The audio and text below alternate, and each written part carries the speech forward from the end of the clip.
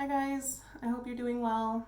I decided to make this video because I've pretty regularly posted on my Facebook about mental health and the importance of reaching out to the people who love you, and just started to realize that hiding behind my keyboard and sharing my story that way maybe isn't fully honoring um, that advice that I'm giving to others and that I should be taking myself. So here I am. I'll just get into it. A few years ago, I was diagnosed with moderate depression and anxiety on accident. Started seeing a new family doctor, and I was going through my first annual exam with her. And after the physical exam was over, she started to ask me questions about my mental health. Honestly, this is the first time any doctor has ever asked me about my mental health in any regard. So it wasn't something that I expected. After going through and answering questions about my diet, about my sleep habits, about my moods, my motivation, my sex life, the doctor said that based off of my responses, it appeared that I'd been suffering from moderate depression and anxiety. And she asked me what type of coping strategies I had in place to deal with that. Honestly, before that day, I had never really considered that mental illness was something that I was dealing with. I always just kind of considered that thought that I was a bitch. So that was an interesting moment for me. It was actually a big moment. I didn't know that I was dealing with mental illnesses, but I did know that I wasn't necessarily happy with the life that I was living, and I did feel barriers between me and achieving the life that I wanted. So this gave me hope that maybe if I addressed these mental illnesses, I could also address those barriers and start moving forward with my life the way I wanted to live it. Having the diagnosis, like I said, was a big moment for me, and not because I think now that I have the diagnosis, oh good, now I have an excuse to be a bitch. That's not the case at all. It's more like physical illness. Now that I know what I'm dealing with, I can narrow down the treatments and strategies that are available and find the ones that work best for me. It just gives me hope. It sets me on a path, hopefully, to feeling better. So my journey so far has been definitely a journey with a lot of ups and downs. And in some of those downs, some of those moments of darkness and despair, came in suicidal thoughts, which honestly I was very surprised by. Growing up, I knew that suicide wasn't an option that I would choose for myself, and I had quite strong feelings towards suicide. Now, having felt the feelings of despair and hopelessness that come with deep depression, I understand how somebody can get there. I've been there. I'm not saying this because I want you to change your mind on suicide and I want to be pro-suicide. That is not even close to my intentions. My intentions in saying this are for the people who are receiving the messages from somebody who is considering suicide. If somebody has the courage to tell you that that is something that they're considering, instead of telling them how wrong it is to think that way, consider trying to help them find the reasons why they should live again. I know that made a huge difference for me, to find people that I could just openly and honestly say, I want to die today, and have them help me remember all the reasons why I shouldn't. Suicidal thoughts come and go. It's important to remember that, and it's important to remember that suicidal thoughts also come from an ill brain. So even though those thoughts feel really real and really right at the time, that doesn't mean that they are, and it doesn't mean that they're forever. So please just remain hopeful if you are somebody who experiences those thoughts, and remain open-hearted and non-judgmental if you're somebody who's supporting another person with those thoughts.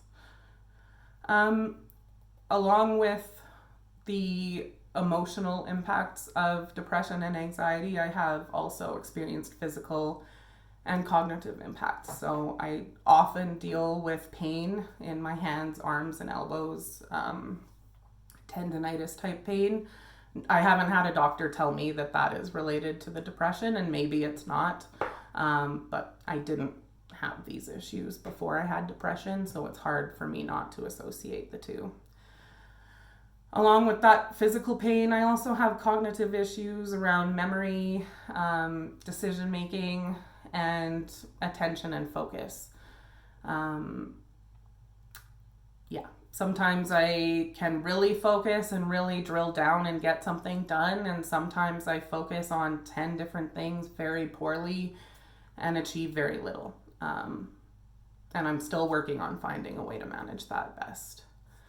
A lot of those cognitive, I feel that the cognitive and the physical impacts of mental illness have been much more debilitating to me than the emotional feelings. A lot of people think that depression is just always sadness. And for some people it is. For me, that hasn't really been the case. I do experience moments of deep sadness, but for the most part, I don't feel anything. And that can be really difficult sometimes. I am working on mindfulness and finding things that bring me joy in hopes that I can kind of start feeling joy again and latching on to that and working towards it. But it has been difficult. With these cognitive changes, I've found it very difficult to trust myself. I know I catch myself having unhealthy, unnormal thoughts. And that makes me wonder, well, how often does that happen other times? Are these decisions that I'm making right decisions, or am I just crazy? So that has been really difficult. I was trying to explain it to my partner the other day, and the best way that I could come up with was imagine an acquaintance in your life that you trust very little. And now imagine that's the person who makes your decisions. That's how I feel right now with the person in my head. I'm not sure if she's someone I can trust, if the decisions that she makes are the ones that will be good for me. I've also found that I have a lot of difficulty trusting people and doctors in particular. I haven't had the best experiences with doctors in the past, and honestly, probably most of those experiences are negative because of things that I did, but that contributes to my anxiety. So it's difficult for me even to tell a new doctor that I experience depression and anxiety because honestly, I've lived a pretty privileged life and there's not really any good reason why I should feel sad or bad.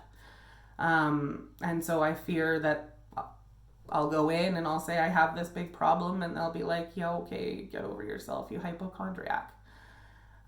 So that's been difficult. And then when I do finally get over that anxiety and take the steps to tell somebody and start having treatment, I find myself telling mistruths in treatment. I will go and have a follow-up appointment and I'll be feeling worse than I did the time before, but because the doctor is expecting their treatment to work and I don't want to fail the doctor, I say, yeah, I'm feeling better. We're on the right track because I don't want to disappoint them. Ultimately, I'm sure that does disappoint them because it just has us in a cycle and doesn't actually get us anywhere. And so that is something that I'm working on. And luckily, I have a very supportive partner who continues to push me supportively to continue getting in contact with professionals and continue looking for the treatments that are going to work best for me. He reminds me that they are out there and I will start feeling better.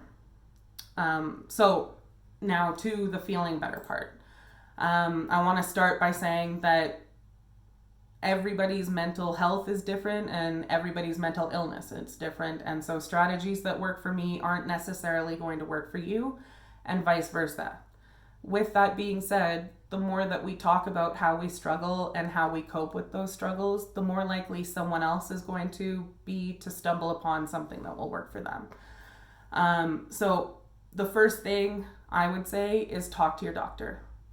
Regardless of whether you want to go on medications or don't want to go on medications, your doctor can support you wholeheartedly without medications being part of the equation. With that being said, I have tried medications and I did find them to be very helpful. I know a lot of people who have had a very different experience, and I'm just saying that to encourage you to be open-minded, especially when I was deeply depressed and having major energy issues that were also acting as barriers to me getting better. The medication was just enough to boost me to be able to make those steps that I needed on my own. Second one is connect with people with similar experiences. I got connected with a few different support groups, one being Sick Not Weak, and a couple of other depression and anxiety support groups on Facebook. I can't tell you how helpful it was to read and see other people's stories and know that I'm not the only person who's feeling and thinking these crazy thoughts.